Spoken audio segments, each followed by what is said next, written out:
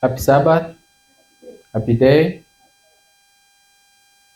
Karibuni katika lesson yetu ya leo, na kabla naomba tupate ombi.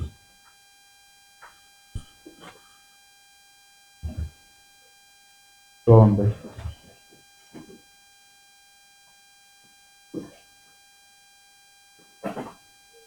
Mtakatifu Baba yetu uliye mbinguni, jina lako litukuzwe katika masaa haya kama ilivyo mbinguni. Katika masaa yote ya Sabato tangu yalipoanza, wewe umekuwa pamoja nasi ukitufundisha tupasayo, kwa kuwa unayajua mahitaji yetu. Katika kipindi hiki pia hatuna lolote ambalo tunaweza kujipatia wenyewe lenye msaada, lakini yote yaliyo yetu hayafai kitu. Bali Bwana, tunaomba tupokee kutoka kwako yaliyo mema.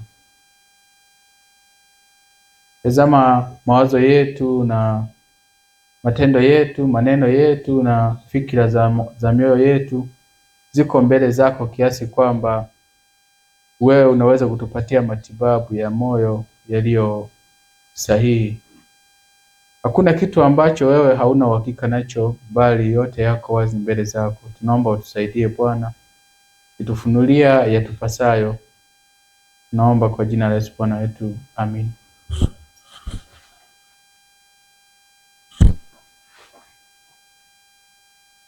Yes, happy Sabbath, happy day. Tumekuwa katika lesoni zilizopita tukijifunza mambo mengi juu ya hasa ambayo ya personally, ambayo mtu mwenyewe yanamhusu, ambayo kimsingi hata tulikuwa hatuyajui. Hata kwa mujibu wa maandiko tunaweza kuwa na uhakika kwamba kila mmoja huwa ni mtumishi. Sasa lakini kuna mahali utapata mtu anaitwa mtumishi, hata akili zetu huwa hazifikirii haraka, kwa maana tunajua tu ni sahihi kumuita mtu mmoja kuwa ni mtumishi. Lakini ni kweli, but kila mmoja kwa mujibu wa maandiko ni mtumishi. Kwa maana kitabu cha PP mahali kinatuambia kwamba jambo lolote ambalo halitendwi kwa uongozi wa Mungu, wa Roho wa Mungu, ni dhahiri kwamba linatendwa kwa uongozi wa roho wa nani? Wa Shetani.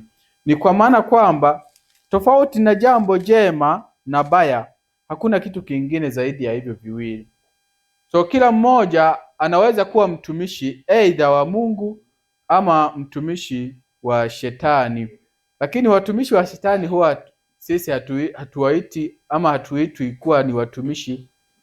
So tukisikia mtu anaitwa mtumishi, huwa hata akili zetu mara nyingi zimetudanganya kuwa wao tu ndio wanapaswa kufanya mambo fulani mema, na wengine kwa sababu sisi sio watumishi, basi tuna nafasi ya kufanya vyovyote vile.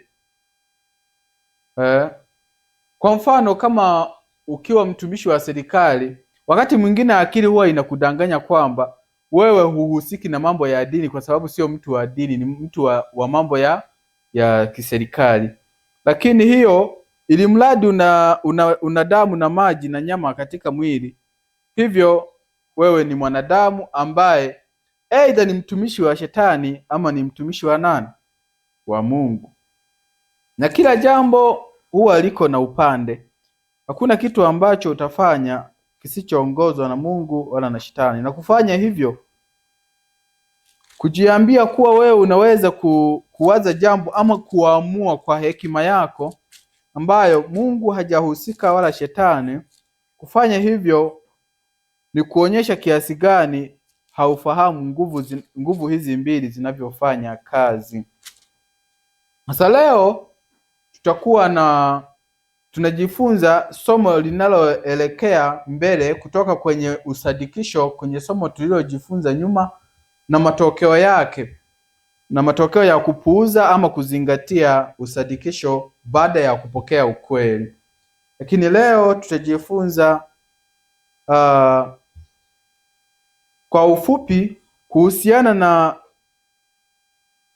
kuhusiana na jinsi ambavyo mwanadamu baada ya kuwa amesadikishwa jambo na akakubali ukweli, anafaa achukue hatua gani. Na by the way, tulijifunza last Sabbath kwamba baada ya kuwa mtu amesadikishwa inahitaji chukue muda gani ndio aweze kukiri. Tulijifunza mambo mengi kwa kweli, ikiwemo kuwa kuchelewa kuchukua hatua ama kuchukua upande huwa kunampatia adui shetani nafasi ya kufanyeje, ya kushinda. Kwa mfano, wangapi tulikuwepo tuliposoma kwenye ile fungu la kwenye ile aya ya kwenye PP kwamba kama Lutu hangechelewa kukimbia kutoka kwenye ile miji iliyoangamizwa ya Sodoma na Gomora, kama asingelisita mke wake angeokolewa, na kama angeliondoka kwa mujibu wa maelezo ya Mungu akaacha ubishi wa kwamba si hata hapa panafaa, kitendo hicho kingelimuokoa mke wa Lutu. Lakini kwa bahati mbaya, hata leo mambo mengi ambayo tumesadikishwa kuwa ni ukweli tunakuwa wazito, na hata wakati mwingine tunajipangia sisi muda wa kuongoka juu ya jambo fulani. Sasa kitabu cha Yeremia sura yake ya pili. Kitabu cha Yeremia sura ya pili, tuangalie fungu lile la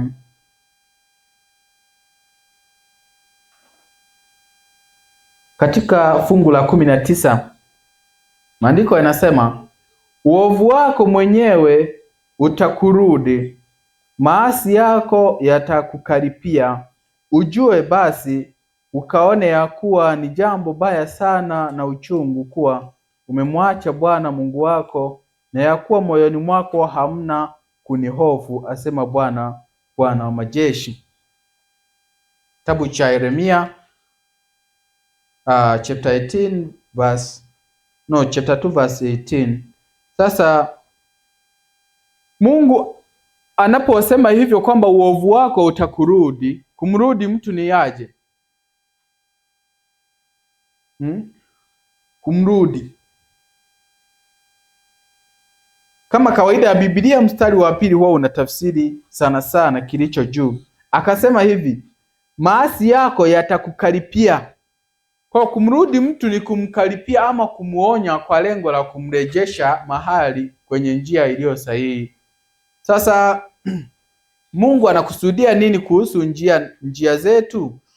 Ya kwamba ijapokuwa tulikuwa na shingo ngumu, hatukuelewa wakati tunapewa maonyo. Sasa wacha madhara yatupatie nafasi ya kurudi na kuona jinsi ya kila ambacho tumefanya. Wacha madhara ya utambulishe wema. Mtu mwingine alisema kwamba kama mtu atashindwa kumuelewa Mungu kupitia Kristo, sio kwamba hatamuelewa kabisa, hatamuelewa, lakini njia inayofuata tu tofauti na kumuelewa kupitia Kristo, atamuelewa kupitia shetani. Sasa unafikiri Mungu siku moja atakuja kuhubiriwa na shetani vizuri? Sasa ina maana gani hiyo sentence kwamba mtu asipomuelewa Mungu kupitia Kristo atamuelewa kupitia nani? Kupitia shetani. Kimsingi watu wengi wameimbiwa juu ya waganga wa kienyeji, juu ya kupiga ramli. Kwenye maandiko yameandikwa hayajatosha, wamehubiri watu, maiki zimechakaa. Lakini kwa nini mtu bado haelewi? Ni kwa sababu watu wengi sana wanasomba roho za ndugu zao kwenda kuzimu. Na yani cha ajabu ni mtu anakufa, anauawa na mawazo potofu, anapata kansa, anaenda kupigiwa ramli na kuchinja kuku kwa waganga. Huyo mtu anakufa, kwenye kaburi lake wanaenda kuungama watu, wanaenda kulia na kuungama maovu yao, wanaenda kuabudu mizimu ya huyo mtu ambaye amekufa hivyo. Hao wanaelewa hata hayo mabaya yanawarudi hao. Hata hayo mabaya yaliyowapata yanawakemea? Hapana. Sasa ni jambo ambalo Mungu amesema hivi, ni jambo baya sana. Kwenye mstari tuliosoma anasema hivi, ukapate kuona ujue basi ya kwamba ni jambo baya sana na uchungu.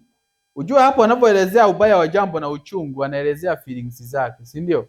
Linamtia uchungu kiasi gani ya kwamba umemwacha Bwana Mungu wako, na mbaya zaidi ya kwamba moyoni mwako hamna kunihofu, asema Bwana, Bwana wa majeshi. Sasa kesi nzito na mbaya huwa ni ipi? Huwa ni pale ambapo mtu amemwacha Mungu, na mbaya zaidi hata kumhofia hakumo ndani yake. Mtu anafanya ubaya ambao hata wazo la kuwa anafanya jambo baya limeshakufa ndani yake. Mtu huyo ataponaje? Ataponaje huyo? Anafanya jambo baya halafu nafsi yake inamsuta, kwamba mtu anayefanya jambo baya halafu nafsi yake inamsuta, anaumia, huyo ni virahisi kumrejesha. Lakini yule ambaye hata kumhofia Bwana wala kuhofia matokeo yatakayompata hakumo ndani yake, basi huyo mtu yani hilo jambo linaacha tu alama ya michirizi ya maumivu kwenye moyo wa baba yake mpendwa mbinguni. Lakini ni nini sasa sisi ambao tuko kwenye wakati huu? Kimsingi tunachotaka kuzingatia sana leo katika somo hili ni kuona hali yetu ilivyo mbaya ukilinganisha na vizazi vingine, hasa kwa kanisa la leo. Kimsingi imekuwa hivyo, na nimekuja kuona kuwa kama maandiko yanavyosema imekuwa hivyo tangia zamani. Leo tunapojifunza kisa cha Kaini, tunaweza tukua kila mmoja anatoka hapo kwenye mlango ule pale anaona kwamba Kaini, yani wazo lake ameconclude kwamba Kaini ni muovu kuliko hata sisi.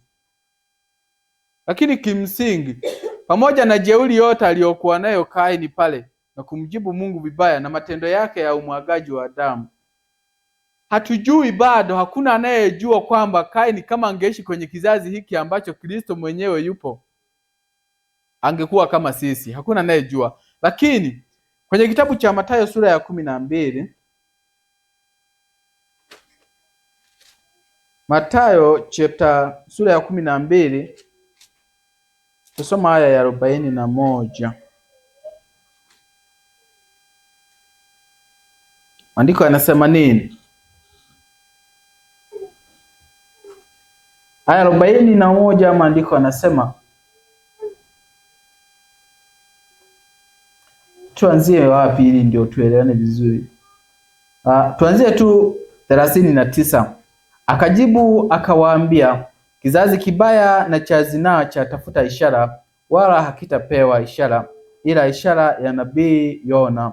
Kwani kama vile Yona alivyokuwa siku 3 mchana na usiku katika tumbo la nyangumi, vivyo ndivyo mwana wa Adamu atakavyokuwa siku 3 mchana na usiku katika moyo wa nchi. Watu wa Ninawi watasimama siku ya hukumu pamoja na watu wa kizazi hiki, nao watawahukumu kuwa wamekosa, kwa sababu wao walitubu kwa mahubiri ya Yona, na hapa yupo aliye mkuu kuliko Yona. Kutoka kizazi hiki, kutoka watu ambao walikuwa wamesimama kando na Yesu wakati huu, kutoka hapo mpaka hapa tulipo sisi, kuna badiliko tayari. Yaani kuna badiliko kiasi kwamba hata hao waliokuwa wamesimama pamoja na Kristo wanaambiwa maneno haya.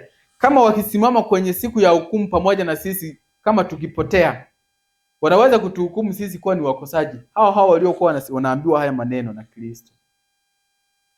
Kwa sababu gani? Kwa sababu unajua kuna mitihani mingine ambayo, kuna mambo mengine ambayo sisi tukijifunza kwao hao Wayahudi tunaweza kubadilika, tunaweza kuelewa zaidi kuliko ambavyo wao walielewa. Wamekuwa ni nini?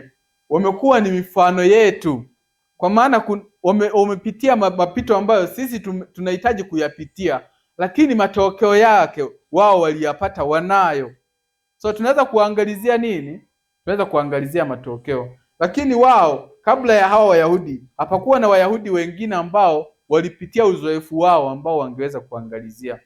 Kwa hivyo leo wakisimama hawa wanaume siku ya hukumu, wanaweza kutuhukumu. Kwani tuulizane, ujumbe wa matengenezo ya afya Walikuwa wanajifunza wale wanaume? Hamna. Hata kutokula nguruwe na nini, walikuwa kwa sababu ya ushupavu wa imani, sio kwamba walikuwa wameelewa nini matengenezo ya afya. Na ndio maana walikuwa hawali, lakini wanawafuga.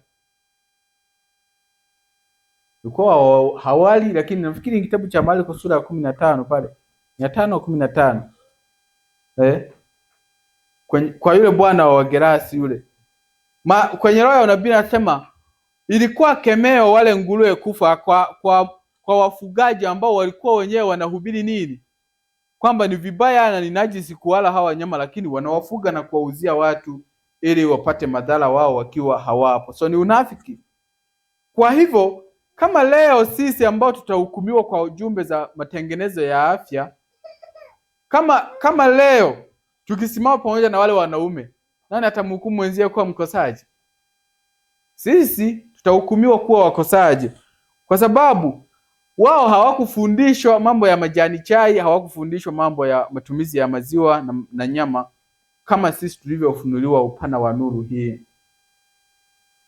Sasa basi anaendelea pia kusema, Malkia wa Kusini atasimama siku ya hukumu pamoja na watu wa kizazi hiki, naye atawahukumu kuwa wamekosa, kwa sababu yeye alikuja kutoka pande za mwisho za dunia ili asikie hekima ya Sulemani, na hapa yupo aliye mkuu kuliko Sulemani. Kwa hivyo mara nyingi kesi imekuwa sio ujumbe, sio kwamba Mungu hajatumana ujumbe kutoka wapi? Mbinguni kwa watu wake, ila kesi imekuwa ni ugumu wa mioyo yetu kukubali, kama ilivyokuwa wakati wa Lutu. Wakati Lutu amepewa basi nini mwanga, anapoona watu hawana dalili ya kutubu, hawataki kubadilika, amepewa sasa nuru, yeye afanyeje? Ajiepushe. Anaelekezwa mahali pa kwenda, yeye anajichagulia. Anaambiwa kimbia ujiponye nafsi yako, yeye ana sita. Tukasema hivi, pengine na sisi leo, pengine yule bwana alikuwa hana nuru kama ya kwetu, ya kwamba tunapotoka kwenye miji mikubwa na kwenye mazingira ya fujo tukaishi mashambani ama mashinani, huwa tuna maana gani? Tumeelezewa kila kitu mpaka na sababu, na tunapojaribu kufanya hivyo tunaona matokeo yake. Kwa hivyo hiyo ni mifano tu michache kuonyesha kwamba katika kila jambo ambalo tumepewa nuru yake na hatujatii, katika kila jambo hatuwezi kupona kujinusuru kutoka katika hukumu inayotujia.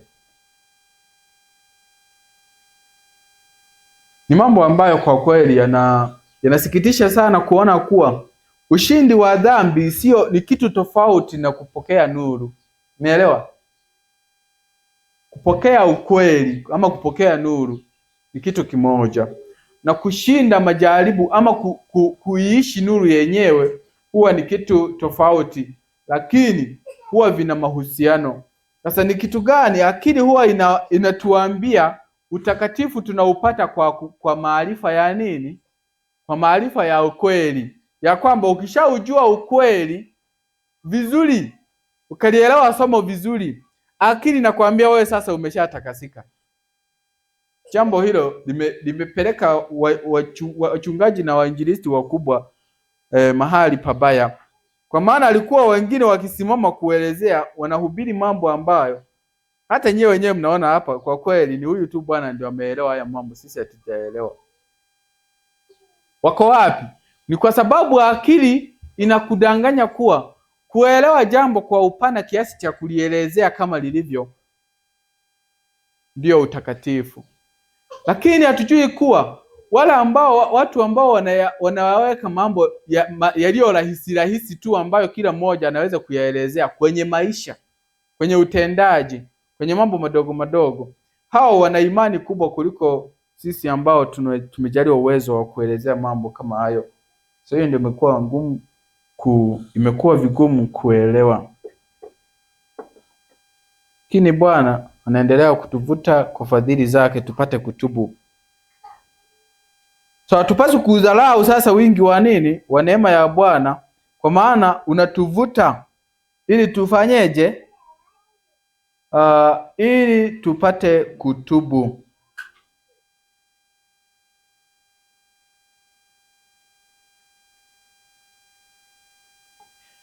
Ninatamani tupitie kidogo sentensi hizi, kwa maana mimi sasa hata ninaogopa maneno yangu, ninayoona kuwa hayafai kitu. Acha maelezo na mafungu yawe ndio pekee yanatosha.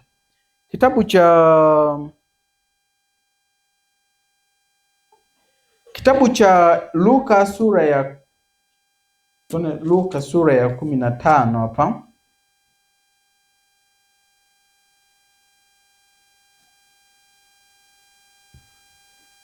Luka sura ya 15.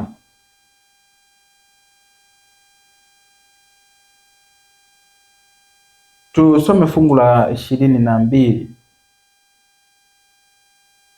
Lakini baba aliwaambia watumwa wake, lileteni upesi vazi lililo bora, mkamvike, mtieni na pete kidoleni na viatu miguuni.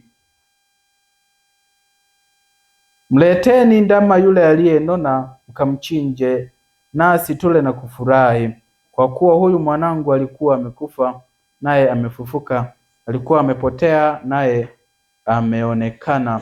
Wakaanza kushangilia. Mwisho wa kunukuu fungu la 24. Sasa kusoma kwenye kitabu cha vielelezo vya mafundisho ya Kristo, kile ni sura ya 16 hivi, anaelezea hiki kisa kwa kusema kuwa yule bwana alipompokea mwanae hakusubiri mpaka afike nyumbani. Alichukua nguo yake ya mabegani akamfunika, ndipo baadaye wakamvisha lile joho. Lakini sisi kesi yetu ni nini?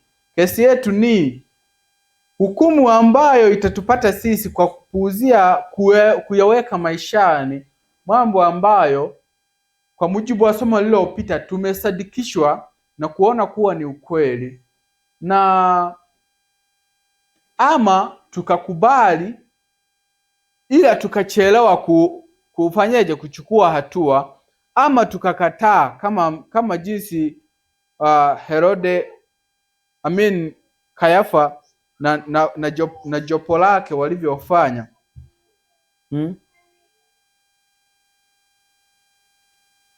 Nini kitakachotupata? So kitendo hiki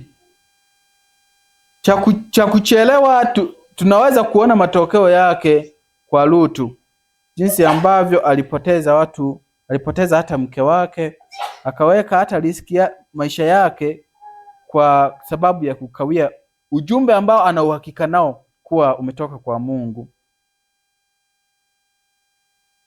Hasa ukurasa wa 222 wa kitabu hiki cha vielelezo vya mafundisho ya Kristo ni sura ya 24. Anasema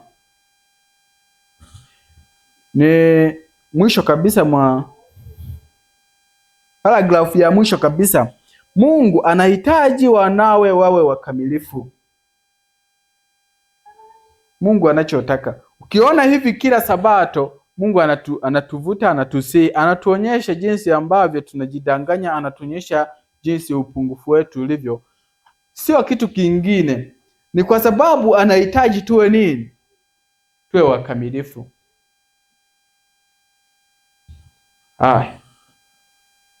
Sheria yake ni chapa ya tabia yake mwenyewe, na ndicho kiwango cha tabia zote. Kiwango hiki cha milele kimewekwa mbele ya wote ili pasiwe na utatanishi juu ya aina ya watu Mungu anaowahitaji kuunda ufalme wake. Sasa kwa hiyo lengo la kuwepo kwa sheria ya Mungu, amri za Mungu, sio kama tunavyofikiria sisi kidunia kwamba amri za Mungu zimekuwepo ili kubainisha nini? Ili kutushtaki, kutukamata. Ukifanya hivi unabanwa. Kama mwingine alisema Biblia inawafunga watu kama gereza, inawafunga watu kwa miaka mingi, ambao sasa Yesu anataka watu watoke humo. Kwa maana mtu akitaka tu kuwa huru kidogo, Yeremia anazuia. Akitaka kuwa hivi, Matendo ya Mitume. Akitaka kuwa hivi, sijui Marko inasema nini. Mtazamo huo sio wa yule tu mtu mmoja, ni watu wengi sana ambao tumekuwa nao, ya kwamba amri ya Mungu nayo unapokutana nayo, tumekuwa na mtazamo kuwa ndio mshtaki wetu na ndio anayetesa roho za watu. Na ndio maana kwenye unabii wa Ufunuo 11 kuanzia fungu la 3 na kuendelea, kinachoonyeshwa pale hasa nafikiri kwenye fungu la 5, tusogee hapo tuone. Ufunuo sura ya 11 aya ya aya ya 5.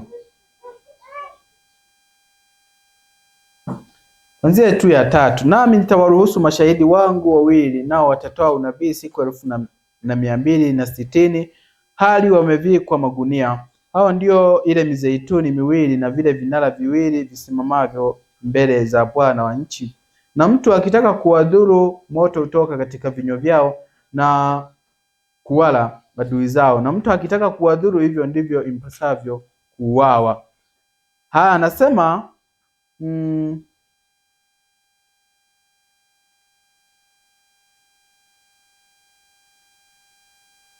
tusome fungu la 10.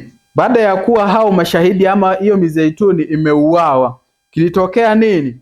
Nao wakaao juu ya nchi wakafurahi juu yao na kushangilia. Yaani juu ya kuuawa kwa hao mashahidi wawili. Na anasema wakafurahi na kushangilia, nao watapelekeana zawadi wao kwa wao, kwa kuwa manabii hao wawili waliwatesa wao wakao juu ya nchi. Sasa neno la Mungu, Biblia inatesa aje watu wa Mungu? Na ukizingatia kuwa kuna maelfu ya watu ambao sio wahalifu kwa sababu wanafuata Biblia, na hata wengine wa tabia zao za kushangaza za upole na unyenyekevu na nini zimejengwa na imani juu ya Biblia. Sasa ni kwa namna gani watu wanateseka? Ni mitazamo. Kimsingi Mungu anakusudia kuwa Biblia ama maandiko ama amri za Mungu zipate kuwa kipimo cha kila tabia chini ya jua. Na anasema ni cha milele.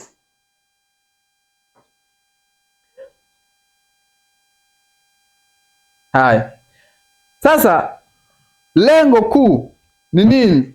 Ni kuwaweka kando watu ambao watafaa kwa ajili ya wale ambao anawahitaji kwa ajili ya kuwa component ya ufalme wake, watakaounda ufalme wa Mungu. Maisha ya Kristo duniani yalikuwa kielelezo halisi cha sheria ya Mungu. Hivyo wale ambao wanadai kuwa wao ni wana wa Mungu, wanapokuwa kama Kristo katika tabia zao, watakuwa pia watiifu kwa amri za Mungu. Sasa hakuna haja ya kutambulishana majina. Mungu anachotaka ni wote wanaotii amri za Mungu hatimaye watajikuta wako kwenye kundi moja, na kiongozi wao akiwa ni Yesu Kristo. Sasa huwa kinatokea kitu gani? Mtu ana hata madhara, hata baada ya kuwa amepata madhara ya kutokutii amri ya Bwana, bado haoni kuwa ni nini? Ni hasara. Huwa hatua hiyo inafikia aje? Umeelewa? Yaani mtu anakula vibaya, anaumwa. Akishaugua, bado anapougua akiulizwa tukuletee nini? Yaani ni mgonjwa yuko kitandani, anaulizwa tukuletee nini? Alichokuwa anakula mpaka kikamuuguza. Anasema niletee nyama, niletee kasupu. Yaani mate yamechafuka mdomoni, nataka kasupu. Ndio mate isikuwe machungu. Yaani bado hasa shida sio hiyo. Shida ni baada ya kumwambia kuwa hiyo saa hii upaswi kula. Huwa kuna ndugu yangu mmoja amefariki dunia sasa, nafikiri ni mwaka wa 2. Alikuwa ni mtu, sio mtu mzima kwa maana ya uzee, lakini tu alikuwa ni mtu ambaye labda tunaweza kumkadiria kwenye 55 hivyo. Sasa akaugua kisukari. Alipougua, yani chanzo cha kuugua, alikuwa mfanyabiashara wa ng'ombe kama unavyoelewa. Alikuwa hali vibaya, vitu vile vya nje nje, anakula matumbo, anakula nini, vitu vya ndani. Yani yeye alikuwa kimsingi anachagua mahali pamenona ndio anakula. Alikuwa hana mchezo kwenye masuala hayo ya ulaji wa wanyama. Sasa hatimaye alikuwa na mwili mkubwa. Hatimaye yule bwana alipopata diabetes, akaenda alivyoambiwa matokeo hayo, akapewa masharti sasa ambayo anafaa kuzingatia. Sasa alipokuwa nyumbani kwake, ameambiwa yeye ale ugali wa mtama, ale sijui mboga yake isiwe na chumvi nyingi, sile vitu vyenye mafuta, vile vyote alivyokuwa anavipenda. Kimsingi ulikuwa wakati mchungu sana kwake, ni wakati ambapo chakula kinaanza kuja mezani. Kwa maana wale wengine hawakujifunza kwenye matokeo yaliyompata. Wanaleta hivyo hivyo vilivyo mzuri, wanakula wenyewe kwa maana hawajaumwa. Yeye ndio wanampea vile ambavyo ameelekezwa kula. Sasa vilikuwa vinaonekana vibaya sana vile. Kimsingi kwa mtu wa hivyo ni matengenezo ya lazima. Akiviangalia havina mvuto wowote. Hata akijaribu kuvila mdomoni havitesti kama ilivyokuwa mwanzo. Yule bwana hatimaye aliamua kusema hivi, bwana, kama ndio kuishi ndio hivi ndio kuishi. Bwana niache bwana. Niache bwana mimi niache nile bwana, kufa ni kufa tu. Yaani ikafikia hatua ya mawazo hayo. Sasa wakileta chakula anamwambia pelekeni huko bwana, kuleni na nyie kama mnaona ni vizuri kula mchicha ambao haina mafuta. Akaingia mule. Nilihuzunika kukuta kuwa niliporudi nyumbani nikapata yule bwana amefariki dunia.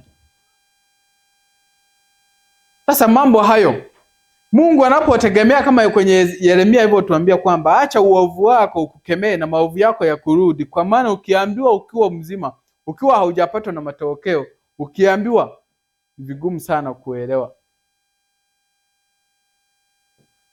Kitabu cha Pambano Kuu sura ile ya kwanza, nafikiri ukurasa wa 26 hadi 28, tunaelezwa pale kisa cha kutisha sana na mambo ya kusisimua akili yaliyowapata ndugu zetu Wayahudi. Lakini tukaambiwa hivi, hayo mambo ni kivuli hafifu tu cha yale yatakayoujia ulimwengu wote katika uangamivu.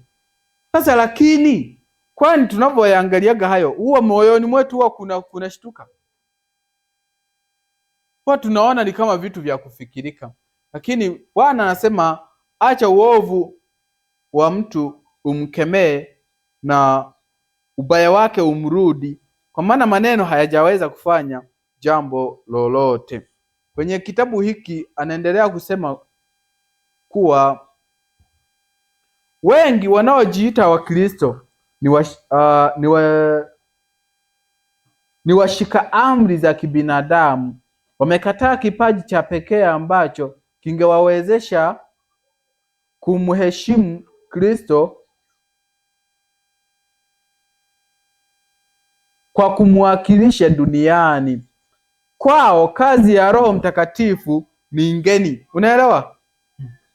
Tujifunze hapa siku moja hapa hivi kwenye projekta yetu ya kwamba actually mwanadamu saa hii akili zetu zinafanya kazi kinyume kabisa, sio tu tofauti, kinyume na vile Mungu alivyo design kufanya.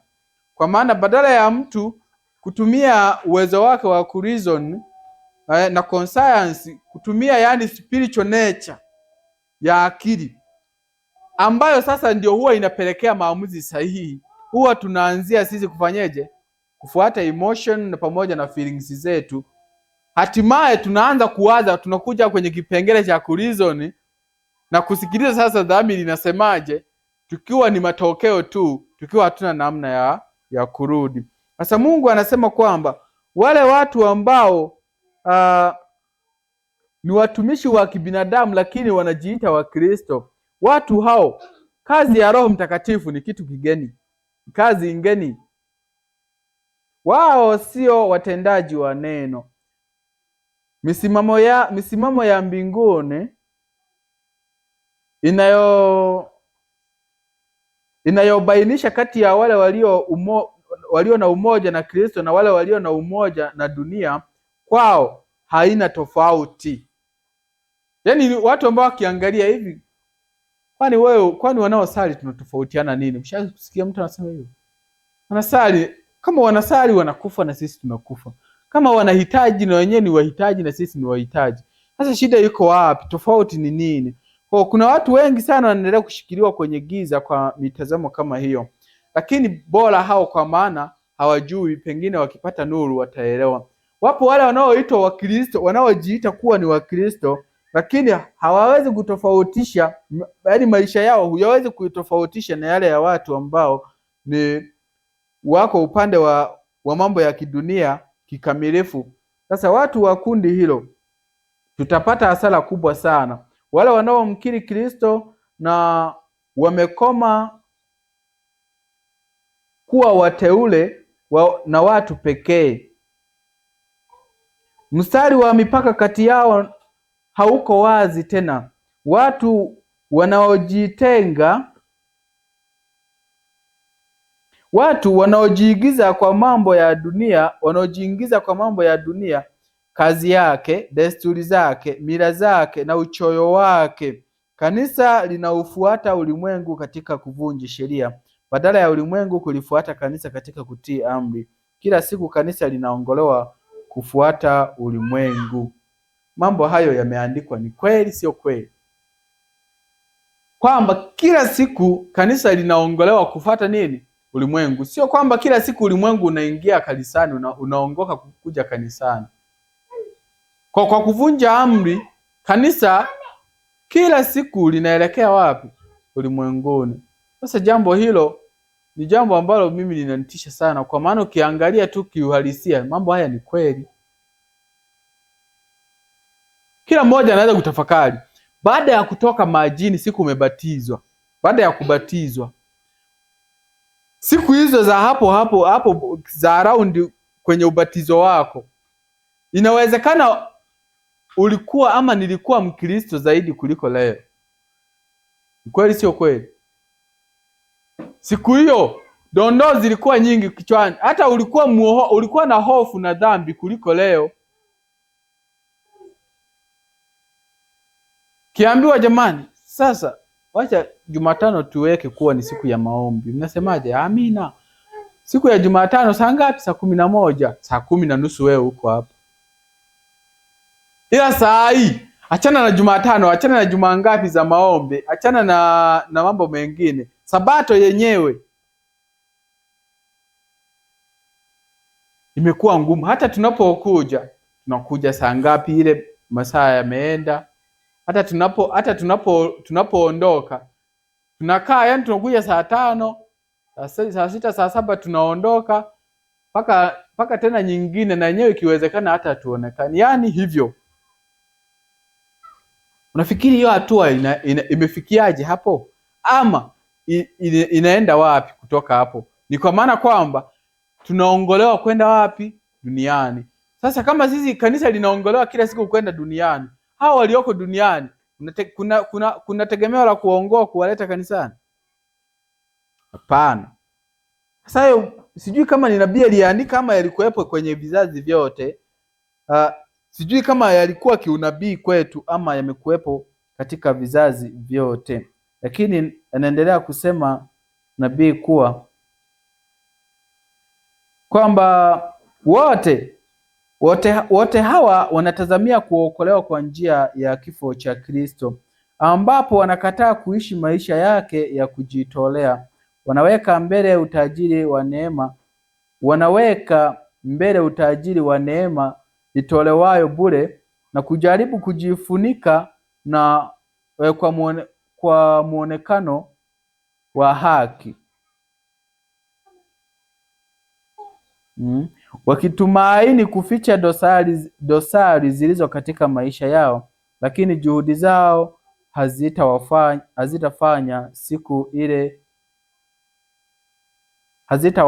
siku ile ya Mungu.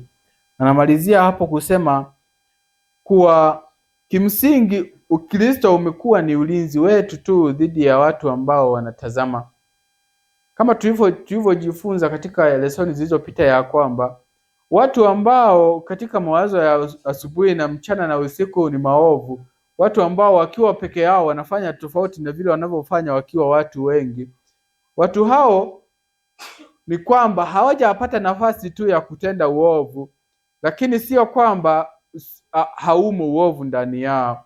So sisi ambao tuko katika hali hiyo, ubaya ni nini? Ubaya ni kwamba tunaijua nini? Nuru, tunaujua ukweli.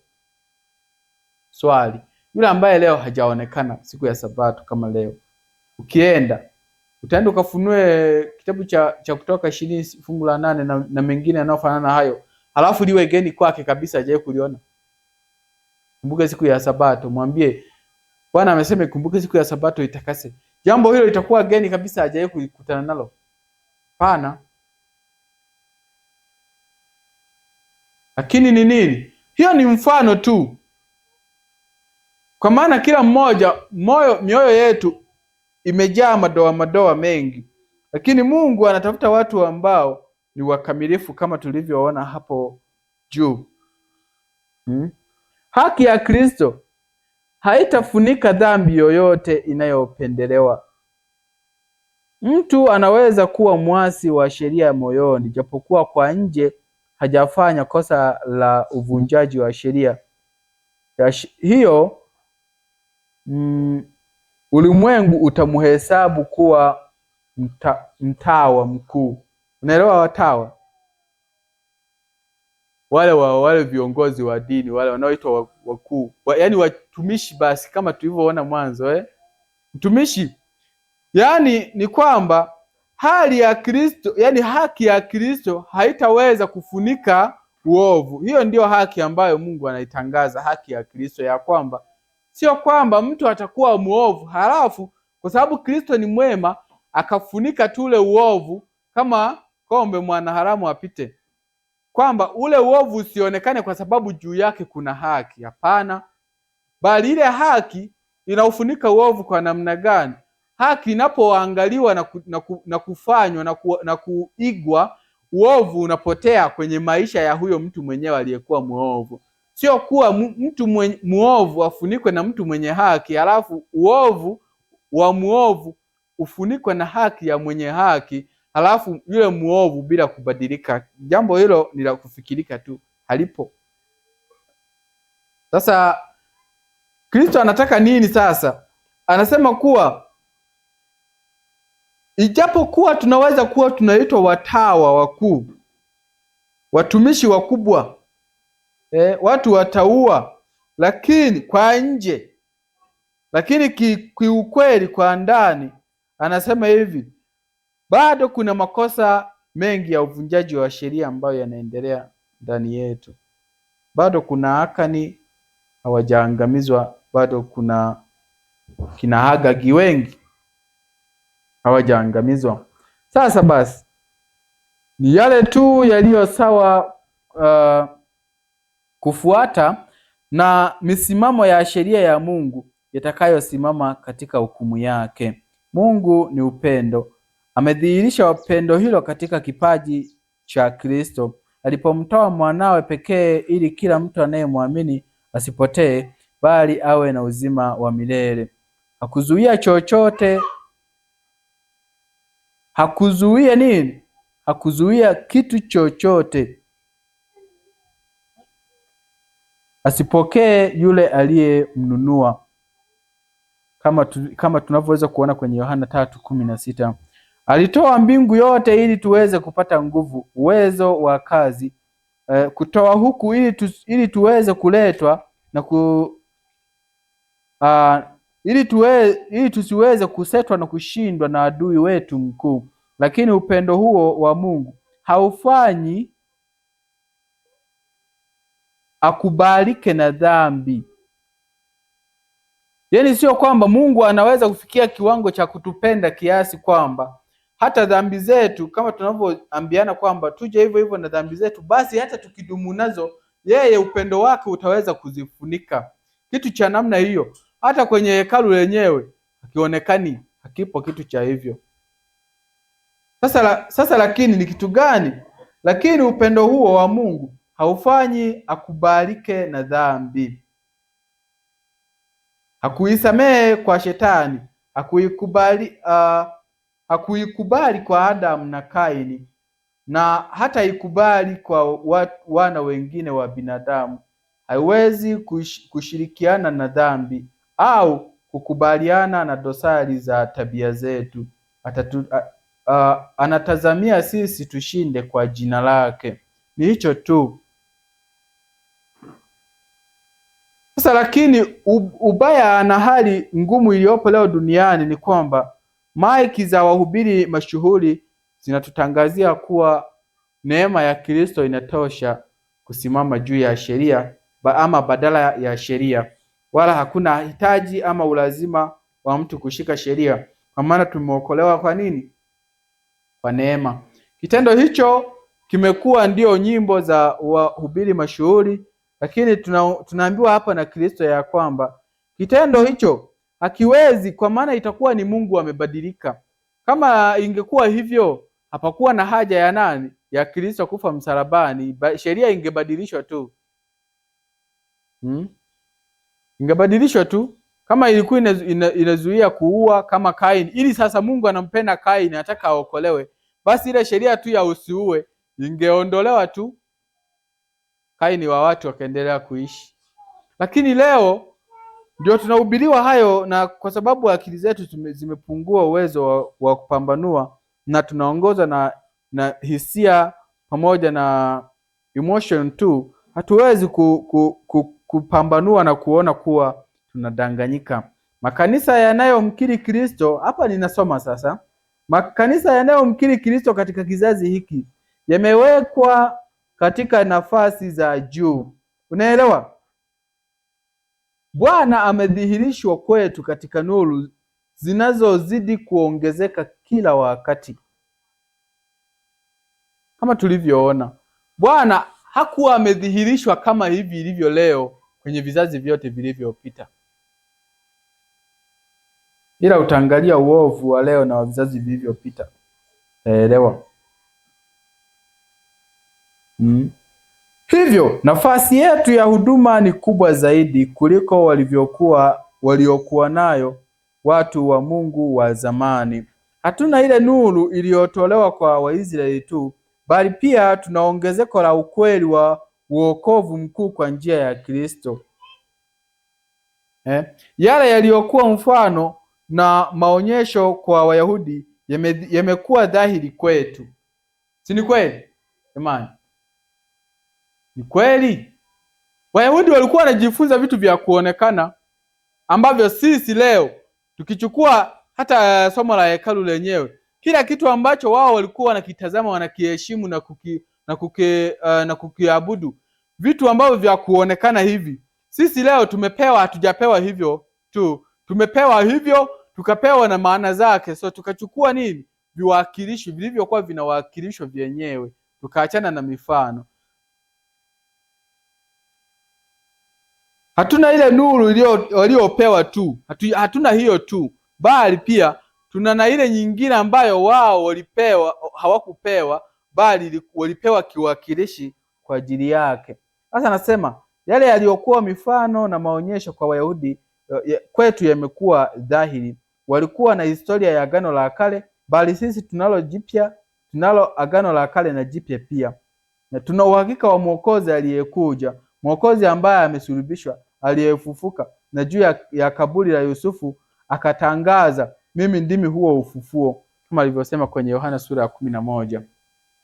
Kwa hivyo hatari kubwa iliyopo leo juu ya makanisa yote yanayokiri Ukristo ni kwamba nuru hii ambayo tumepewa sisi, ambayo Mungu ameitoa kwa ulimwengu, ni kubwa, hailingani na kizazi chochote kile kilichopita.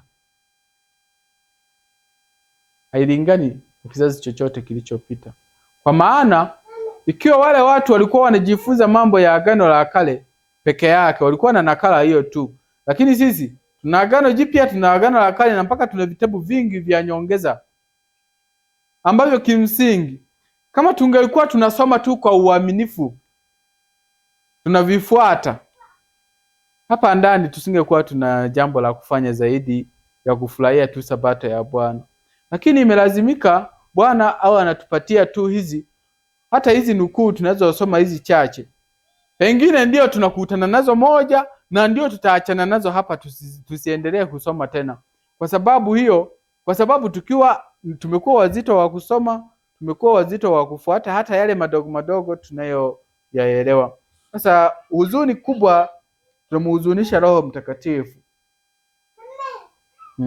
Katika ujuzi wetu, kimsingi Wayahudi ama watu wote waliopita wa kizazi kilichopita kabla ya Kristo walikuwa wana Kristo kwenye akili zao ambaye anakuja, si ndio? Sasa sisi tunajifunza Kristo aliyetabiriwa kuanzia kwa Isaya, si tunaye hapa yeye, maneno yake yote tunayo hapa, na vitabu vyote vilivyotabiri ujio wa Masihi tunavyo hapa. Haya, tuna Kristo aliyekuja mwenyewe kwenye huduma yake yote, huduma yake tunayo hapa. Tukisema leo tunahudumiwa na Kristo mwenyewe, kuna mahubiri yake hapa mengi sana. Tukisema leo acha tukue na Kristo ambaye amefufuka, tunaye hapa. Amewatokea wanafunzi akazungumza yapi ambayo baba zetu waliolala kabla ya Kristo alikuwa ni mambo ya kufikirika ama ya kusoma kwa imani kwenye maandiko.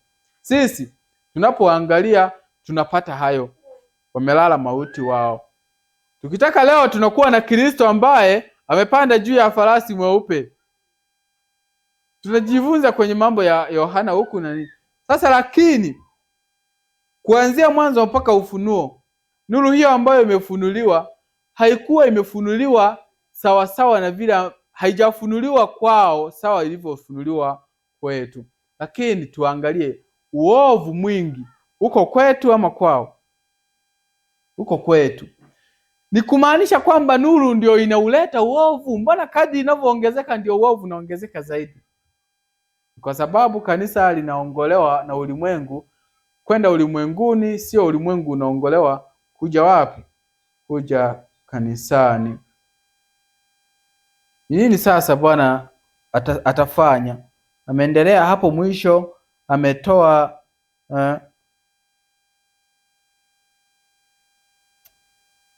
anasema kwa njia ya wajumbe wa Mungu tunaoneshwa haki ya Kristo, kupewa haki kwa imani, ahadi za Mungu zilizokuu sana, kukubaliwa kufikia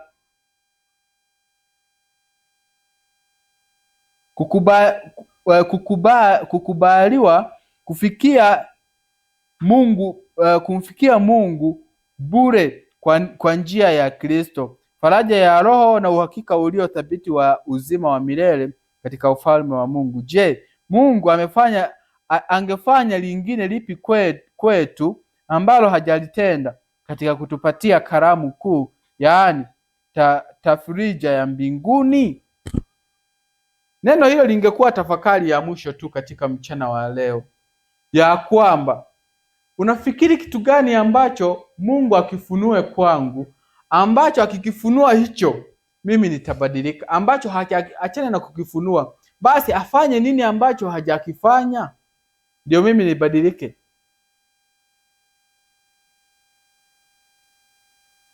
Arudie yale mahubiri yale anayohubiri kila siku,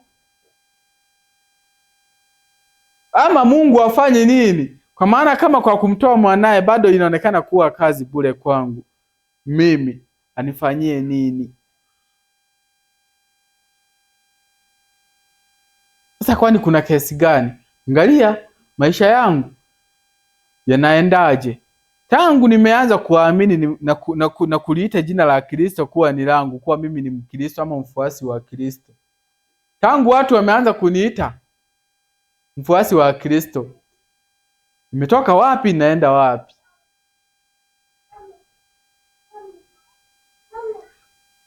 Sasa lakini Kristo hakusudii tuanze kufikiria kukata tamaa na kurudi nyuma kwa sababu ya kushindwa kwetu kwa jana, lakini anachotaka leo ni kwamba kila mmoja adhamirie kuwa mimi nitapigana dhidi ya hiki kinachonishinda kila siku. Kimsingi kila mmoja analo jaribu ambalo ama majaribu ambayo Kiangalia kabisa mwenyewe hajayaangusha, bali yanamwangusha kila siku. Lakini kila baada ya kushindwa, kila kushindwa mara moja huwa kunaongeza kushindwa kwingine, na kila kushinda mara moja huwa kunatoa uwezekano wa kushinda mara nyingine majaribu yanayofuata. Hiyo ni kweli, sio kweli? Ukishindwa na jaribu moja, linalofuata uwezekano wa kushindwa ni mkubwa kuliko ulivyokuwa kabla hujashindwa na lile la kwanza. Angalia mifano yote ya wote walioshindwa. Ngoja nikuulize, kama Hawa angelifikiria tu siku ile kwamba kumbe niko peke yangu, hilo likawa jaribu akalishinda, akarudi kwa mmewe, lile la pili la nyoka lingemshinda? Hapana. Kwa hivyo, kwa sababu alishindwa na lile la kwanza la kwamba mimi nina hekima, mimi nina uwezo wa kupambanua jema na baya, nitaweza hata nikipata na adui nitaweza kushindana naye na hekima. Wazo hilo lilipomkaa kichwani, kitendo hicho ilikuwa ni kushindwa, ambako kama angelishinda akarudi kwa mmewe, kwa kweli shetani alikuwa na kazi nzito sana ya kufanya. Pengine hata angeahirisha hiyo siku atafute nyingine, kwa maana kumshinda Adamu akiwa na mke wake ilikuwa ni kazi nzito. Kwa hivyo hata sisi leo tuko kwenye hali hii kwa sababu ya kupuuzia mambo madogo madogo kwenye kila aspect. Hata kwenye mambo ya afya tuko kwenye hatua hii kwa sababu ya kupuuzia vitu vidogo vidogo kabisa, ambavyo kimsingi kama vingelikuwa vidogo vidogo kiasi kwamba havifai, Mungu asingevileta kwetu. Lakini sio vidogo, kama tulivyojifunza asubuhi. Hakuna kiungo ambacho kinaweza kusema hivi hakina umuhimu kwa sababu ni nini? Ni kidogo. Kupitia viungo vya mwili wetu Mungu ametufundisha mambo makubwa sana. Wewe kajaribu tu leo, kwa sababu hichi kidole ni kidogo sana, ukakitoe. Achana na hiki cha mkono, labda kina kazi ya kushika, kakitoe cha mguuni basi, uone kama hamna umuhimu. Hata wanaonyoa hizi nyusi, hizi kope hizi, kuna watu leo watu wamekuwa majasiri, wananyoa hizi wananyoa na wanatoa na hizi, wanaweka mawaya ya kwao yale, mamikia ya ng'ombe, sijui manini yale. Waulize kama siku zikigoma kabisa hazitokei, kama watakuwa na furaha nazo. Waulize wanaojichorachora matatu, siku akipata kansa ya ngozi, elewa umuhimu wa kuwepo kwa hiyo ngozi. Lakini Mungu anakusudia tupatwe na hayo? Hapana. Anataka sisi tusiwe wapuuzi kwa mambo madogo madogo. Hata ukisoma kitabu cha afya cha CDF kinaonyesha kwamba wengi ambao tuko leo kwenye hali ya magonjwa na maumivu ni kwa sababu tumepuuzia sio mambo makubwa, madogo madogo tu. Kula na kunywa maji, kula na kulala muda mfupi tu, kutokuwa na masaa ya random ya kula na nini hivyo. Ili sisi ndio tunajiingiza humo, tunasubiria tuwe watifu kwa mambo makubwa. Mungu hatatoa nguvu ya utii kwa mambo makubwa ambapo madogo yamedharauliwa. Baada ya maneno hayo machache Bwana ametupatia, atusaidie pia tuweze kuwa watiifu na wasikivu. Bwana awabariki. Karibuni. Mwenye swali, sijui ni nyongeza ama mtu mwenye neno. Pana.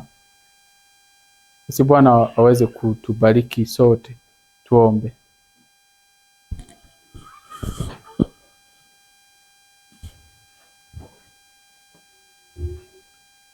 Tuombe. Baba yetu mwema na mtakatifu liye mbinguni, katika hatua tulio nayo kila mmoja wetu, tunakusudia wewe tupate badiliko la kweli la ndani ya moyo. Na ni kwa neema yako tu kuwa tumepata hata kuyanena mambo haya. Kwa maana ni jinsi gani mtu anaweza kuikemea roho yake mwenyewe ama kumuua nzi katika kidonda chake kwa makofi yake mwenyewe. Saidie Bwana kwa neema yako, yasiwe bure yakapata kuwa hukumu ichomayo katika mioyo yetu wenyewe. Tunaomba kuwa tusiangamie kwa vinywa vyetu wenyewe, bali kwa neema yako Bwana tupate kuwa na furaha, na siku tutakapozunguka kiti chako cheupe cha enzi kisicho na doa, Bwana tunaomba kwamba tupate kuwa watu tunaoletewa kumbukumbu njema za maisha na sio kumbukumbu za hukumu. Saidie tunapoendelea na pumziko katika Sabato na masaa matakatifu. Kwa tafakari hii Bwana tupate kurejea na kufanya matengenezo katika maisha yetu kila mmoja. Ni kwa neema yako wala si kwa nguvu zetu, na kwa Roho wako wala si kwa uwezo wa mwanadamu. Jina la Yesu Bwana tunaomba na kushukuru. Amin. Karibu mchungaji, tupe maelekezo.